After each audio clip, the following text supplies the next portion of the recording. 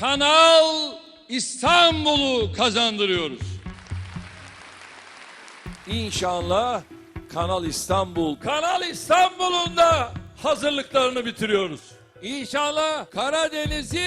Marmara'ya bağlayacağız. kulanti wacan akhyaaray meel kastoo aad joogtaan waxaa ka socda magaalada istanbul mashruucii ugu ballaadhnaa abid ee laga hirgeliyo dalka turkiga taariikhda markii ugu horreysay jarista 100 kun oo geed iyo dib u deegaamaynta 10 kun oo ruux waa bilowga hirgelinta mashruucan oo qayb ka mid ah istanbul u dhalan rogi doona jasiirad lamood kanaal istanbul waa mashruucii ugu miisaanka cuslaa ee ay martigeliso magaalada istanbul kaas oo isku xidhi doona badaha Mediterranean-ka iyo Black Sea fulinta mashruucan ayaa ah riyada ugu weyn ee madaxweyne Erdogan maayarka magaalada istanbul iyo siyaasiyiin kale oo mucaarid ah ayaa si weyn uga soo horjeestay mashruucan iyagoo geesta kalena kiciyay mudaharaadyo lagaga soo horjeedo arrinkaasi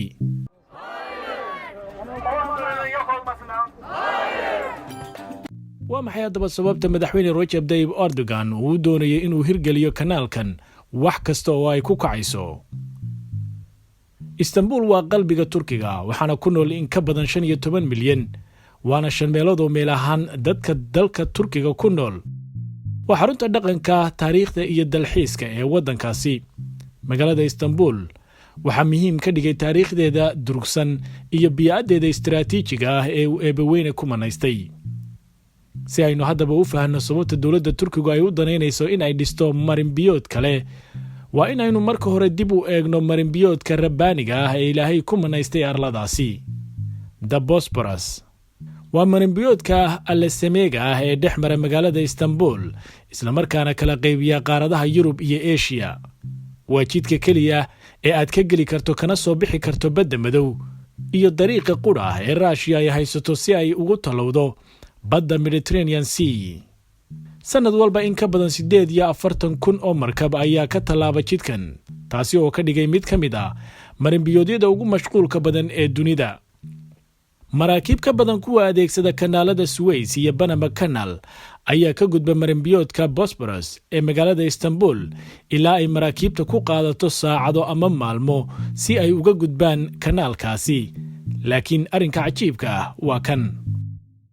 dalka Masar Suez Canal waxa uu ka helaa 15% kororka dhaqaalaha ee dalkaasi halka Panama iyaduna ay ilaa 10% ka hesho taa beddelkeeda Turkigu kama soo galaan wax dhaqaale ah haba yaraatee taasina waxay ahayd sababta heshiiskii Montreux Convention 1936 qodobada heshiiska ayaa sidoo kale dhigayay in wax maraakiib militari ah aanay ka soo tallaabi karin marinbiyoodka Bosporus isla mar ahaantaasina aanay u tallaabi karin dhanka badda madow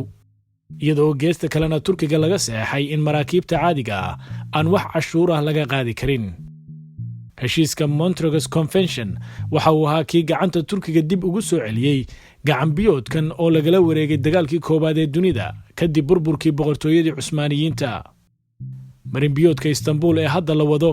ayaa wax weyn ka bedeli doona arrinkaasi turkigana waxa la saadaalinayaa in uu kor u qaadi doono awoodiisa dhaqaale mashruucan ku kacaya dakhli kor u dhaafay 15 milyan oo dollar waxa uu dherer ahaan noqon doonaa 45 kilomitir baliciisa oogada sare waxa lagu qiyaasayaa 360 mitir halka gunta hoose ee kanaalkuna uu noqon doono 21 mitir waana qiyaas la siman Suez Canal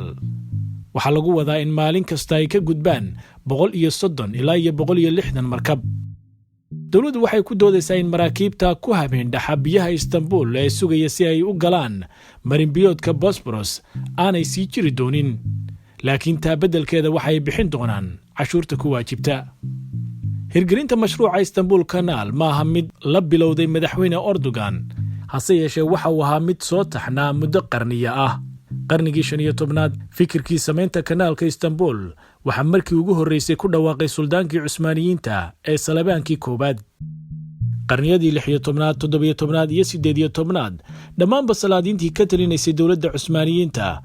Istanbul Canal waxa uu ahaa qorshaha kaliya ee aan marnaba maskaxdooda ka bixin laakiin waxba kama suura gelin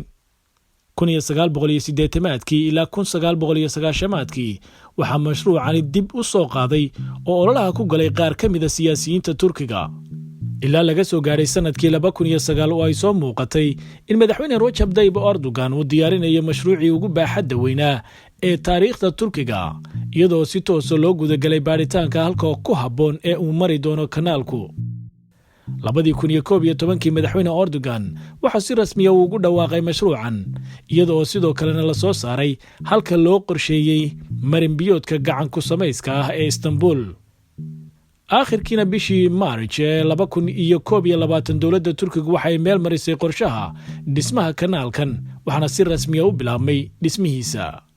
mashruucan waxa sidoo kale ku lamaan dhismaha dekado iyo horumar kale oo ay ka mid yihiin wadooyinka dhulka hoos mara biriisho baaxad leh oo ay hoos mari karaan maraakiibta waaweyn ee xamuulka qaada iyo kuwa raaxada iyadoo shaqaabuurna uu noqon doono kumanaan kun oo muwaadiniina waa mashruuc qiimo sare ku kacaya balse marka uu dhammaado u horseedaya Turkiga barwaaqo iyo badhaadhe waana mashruuca horumarineed ee ay la beegsanayaan dhammaadka heshiiskii Montreux Convention ee 20 Juulaay 1936 ka qabsoomay dalka Switzerland geesta kalena waa mashruuc barakicin doona kumanaan waqti xaadirkan ku nool halka loo qorsheeyay waxaanu sababayaa burbur deegaan iyo dholonroga deegaanada dabiiciga ah waxaa sidoo kale lagu eedeynayaa inuu wasakhayn doono biyaha magaalada iyo durdurrada dabiiciga waana ujeedada ka dambaysa diidmada mashruucan uu kala kulmay in badan oo ka mid ah dadka magaalada Istanbul si kastaba ha ahaatee madaxweyne Erdogan waxa uu cadaystay bareerihiisa dhismaha kanaalkan